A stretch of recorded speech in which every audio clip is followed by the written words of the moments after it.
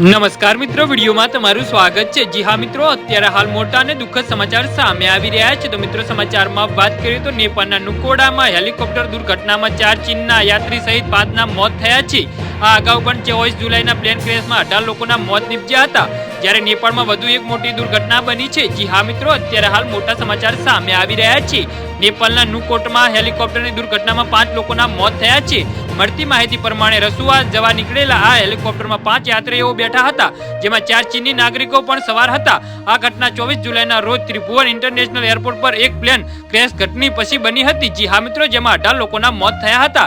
નેપાળમાં વિમાનની દુર્ઘટના સામે નબળા સંચાલનના તારણો સામે મળ્યા છે।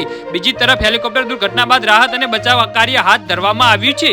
જી હા મિત્રો, અત્યારે હાલ મોટા અને મહત્વના સમાચાર સામે આવી રહ્યા છે। મળતી માહિતી પ્રમાણે નેપાળના નુકોટના શિવપુરી વિસ્તારમાં આ હેલિકોપ્ટર દુર્ઘટનાગ્રસ્ત થયું હતું।